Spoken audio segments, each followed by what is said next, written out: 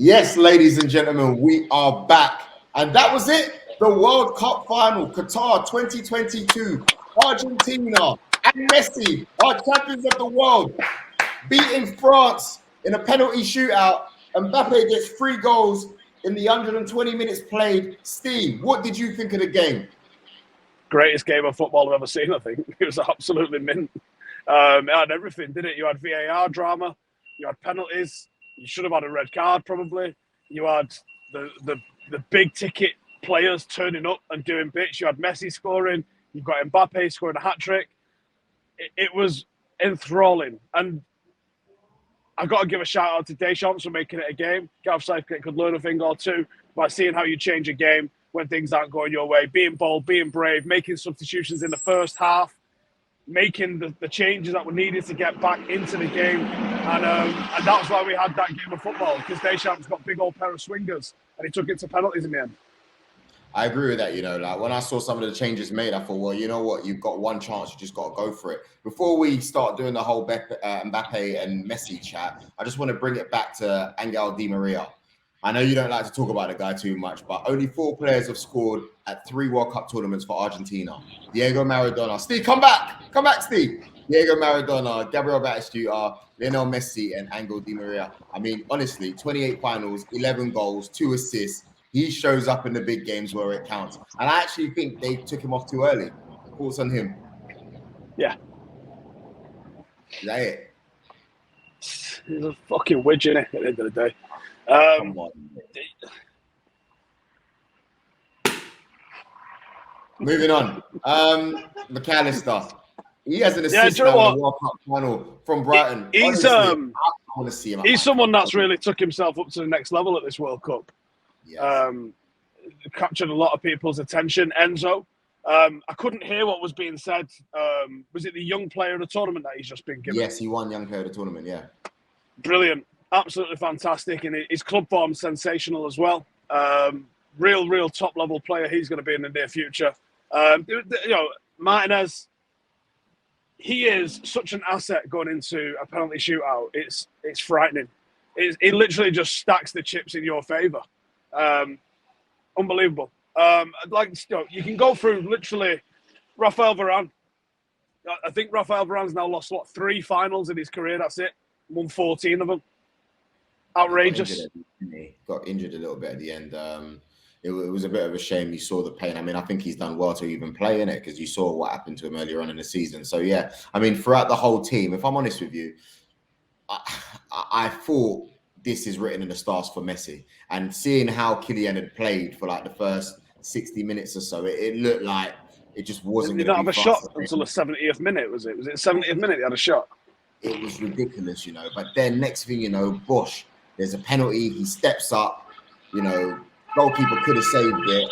Martinez again going the right way, but that's where you are outside near the stadium. Yeah, and next thing you know, it's game on. When it comes to his second goal, right, and I know I've skipped the Argentinian goals, but I just want to talk about this, because when it comes to the second goal, the way he took it, I thought to myself, great little 1-2 there with Thuram. And I thought, what are you doing? Don't shoot! Next thing you know, he shoots, and it's an absolute banger of a goal. For me, that was the goal of the tournament, even more so than the goal that was passed around by Argentina when Di Maria scored. Do you know what, as well, in the 120th minute, he had the chance to win the game as well. And the footwork from him entering the box was unbelievable. And it was I think it might have been Enzo that made the tackle. I'm not 100% sure. But that tackle should really be given a lot more attention, because Mbappe is about to pull the trigger. And I think from, what was he, maybe 14 yard out, something like that, he is not missing. The way he played tonight, he is not going to miss that. That is hitting the back of the net, and France win back-to-back world titles. And then it goes to penalties. The drama of this game could not have got much better. It was incredible. It was absolutely incredible. It was a brilliant game to watch. It was a brilliant game to experience. This whole World Cup has delivered. You've got to think about this, right? This Argentina team lost to Saudi Arabia in match day 1, and I've just took the gold home. It's been mental. They've been underdogs that have carried themselves nice and far. There's been upsets. There's been big players have stood out. The superstars have came and delivered. This World Cup absolutely delivered in every single sense. It was magnificent. And that game, finals are meant to be shit, right? Finals are supposed to be boring, won by one moment of genius, won by one mistake. They're not meant to be these free-flowing games of attacking football and flair that we've just witnessed. I got offered a ticket earlier and I turned it down because it was $8,000. And I was like, yeah, I'd really like to go to this game. I need to buy a new car when I get home. So I think I should have paid for it because it would have been so worth it. Like $8,000 for a final ticket, but it would have delivered. This was how good a football game that this was. And I think it would have been the best advert we could have had. If you was to show a neutral, look at the emotion in the fans, look at the emotion in the players, look at the spectacle that we've just seen. If you'd have just brought someone that didn't even know football existed, like, listen, come and watch this. This is the sport that we are obsessed with, and this is why. What a top advert for football that was. 8 goals by Kylian Mbappe. Now, I'm doing all the France talk now because we're going to move it on to Argentina respectfully soon. But 8 goals from Kylian. Honestly, I think it favoured him when Coman came on. He was able to be a threat and really help him out, and obviously Thuram as well. Did you think it was a mistake when you saw the substitutions made and what he tried to do? I mean, obviously Griezmann came off. I thought that, for me, that was a bit of a regret for me because, he looked like he was France's most creative player at the time. But it was, yeah. He's literally been I don't know about where it leaves him after tonight, but I think he was the most creative player in the World Cup coming into the game. So, no, I didn't think anything when I saw the subs. I was just like, he's trying something. He's trying to impact the game rather than just wait until the 70th minute or 86th minute before he tries to have some shit roll of the dice. Like, he was being proactive. Like, whatever he saw, whatever he was trying to do, maybe it did that first one just before half-time. Maybe that didn't yield anything. And maybe it took some of the later changes, the bringing on a Camavinga or whatever. Maybe it was one of those that actually enacted the change. But ultimately, he was being proactive. Now, it's not paid off for him, but he took it to penalties, which is it's an unfortunate way for people to lose. I wish we could just have another half an hour of football because it was absolute. When Messi puts that in injury time, Messi's crying. And then I'm thinking, literally the same thing that I thought when Brazil did it. The job's not done. You can't celebrate too early in extra time. You got to get the job done. Cry afterwards, or you're going to be crying for real. And when Messi started crying, and I'd never really seen Messi celebrate like that before, and I was like, oh. And then you see France get back in the mix, and you just think, oh my God, this game has just got too much in it, too many twists, too many turns. M. Night Shyamalan wrote that final, mate. It's absolutely crazy. For you guys watching, I want you guys to let us know, is the debate over? Who is the greatest? Messi, Ronaldo, football? You let us know who's the greatest. I mean, Steve, can you please talk about Messi to us as a whole, man? I mean, prior to this season, you might have said Ronaldo, but for obvious reasons, I'm sure you're going to say Messi now, right?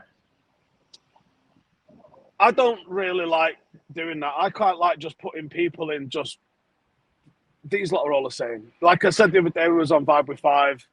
And some people, this is how I know some people haven't watched certain players. When they try to bring stats to me about watching certain players, and they go, in one calendar year, Messi scored 92 goals. And what Messi did in that season, I think he had like 30 assists as well. It was a madness. It was an absolute madness. One calendar year. I can't remember which year it was. 2014 or 15? Was it one of those? It was an absolute madness, man. And it was ridiculous. But you've got to remember R9 played in a forward 2. So goals were shared amongst the forward 2. There were less goals scored then. Certainly less goals in Serie A then than there are now. The game has changed. Foul laws have been evolved. Things that was happening to R9 are not allowed to happen to Messi. So it's unfair sometimes to try and compare stat for stat from players in the old era on worse pitches, different conditions than it is to compare them now. All you have to say is, for those of us that watch R9, and I'm sure it'd be the same for those who watch maybe Pele or Cruyff or George Best or Maradona, there's a category of players, people that you will pay to watch, right? And you will pay a lot of money to watch. R9, you would pay a lot of money to go watch. You would pay a lot of money to watch George Best. Messi is in the category of players that transcend the sport, players that bring people to football stadiums.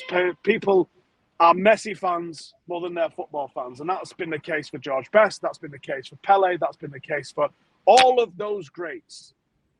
And they've all left their mark on the game in a different kind of way. Is Messi the greatest of all time? Yeah, probably. But I think it's a little bit disrespectful to all of the people that make us fall in love with the game.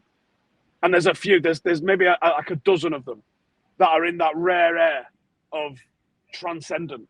Cruyff, Pele, George Best, Maradona, Cristiano Ronaldo's in there, Lionel Messi, R9. There's not many of them. People that are just different aliens compared to the mere mortals that have played the game and won everything. There's Ballon d'Or winners that will look at Messi and just go, different. There's Ballon d'Or winners that will look at Cristiano and go, different. There's Ballon d'Or winners that are going to look at R9 and go, I can't play that. I don't even know what game he's played. Messi tonight, by winning the World Cup in Argentina, he's elevated himself to the same status as Maradona, I think, because they've got some mad obsession with the World Cup and what Maradona achieved over there. I think for the rest of the world, he probably already was that.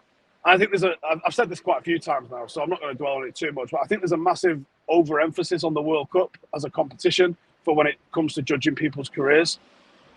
I think it's a great tournament to judge people off, but there's so much luck goes into getting over the line in a World Cup. I think it's much easier to judge people on their league titles and their Champions Leagues to see what they're all about, because I think that's where you see the genuine competition. You need a serious amount of consistency over a long, long period of time. And I agree with you, but tonight the matchup was brilliant with him and Messi and Mbappe. Yeah, it's fantastic. I thought today was it really lived up to it, which was absolutely incredible. So for me, it has to be the best final that I've ever witnessed as a football fan. Honestly, I could cry. It was that good. I just think it's... Didn't want it to end. Yeah, I think well done to Messi, and I'm sure that Mbappe is going to be back challenging in the future. He's elevated himself to superstar status as well. You know, like everyone's uncle, auntie, mum, neighbor. He was just that good. And yeah, congratulations to Argentina. You know, World Cup champions. Steve, it looks like me and you are going to have to go back to being enemies because you know, the Premier League's coming back and United are playing Arsenal in January, so get ready. I want you guys watching to let us know what you loved about the channel so far, and I want to do something special. There's people who work hard that you can't always see. There's the social media just guys. Before you bring these guys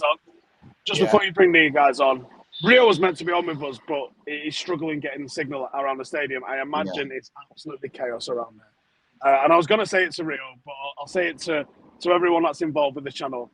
And I just want to say thanks for bringing us, because I've had an amazing trip. I understand the privileged position that myself and Joel find ourselves in. And I want to say thanks to Rio, thanks to all of the team behind the camera, not just the guys that are in the room there with Joel, but everyone that works behind the scenes, back in the office. And most importantly, thank you to you guys for watching us, because if you guys don't watch us, they're not going to bring us. Honestly, so I want to say thank you to everybody. I echo what Steve said. It's been absolutely incredible. Amazing people. You know, you have like the trips are long, man. You have loads of days. Obviously, there's fun times, there's difficult times, but we've got through it, and you guys have helped us get through it as well. The 5 audience. Everyone, come on. I'll introduce you guys. All right, so you got Tom, our guy Tom. He does a lot of the editing, even outside of the World Cup. Incredible stuff. Well done, Tom. You have been absolutely brilliant. And then you got Joel Dell. There's another Joel in the team, Joel Dell. He's only had one haircut the whole tournament. Finally, he got one. And yeah, he does that. You know when you've seen a lot of... Joel's done a lot of those vlogs. Charlie, get yourself here. Charlie's a Chelsea fan. Yeah, I don't know why I had to say that. But Charlie does a lot of the work with the team. He's been helping out a lot, especially, I have to say, the Patrice Evra stuff. You know, you did really well on there. You really, that was really organized. You did a really, really good job. Of course. Oh, where you going, bro? He's about to, he's taking us to Amber Lounge now. There we go. Amber Lounge. And yeah, you know what? You guys are wicked, and we look forward to seeing you guys once the Premier League season starts. Please make sure you tell a friend to tell a friend. Steve, love you, man. It's been great to spend the month with you. It really has. I'll see you guys soon. Joe Beya, Stephen Howson. 5, signing out. Peace. Hey. Hey.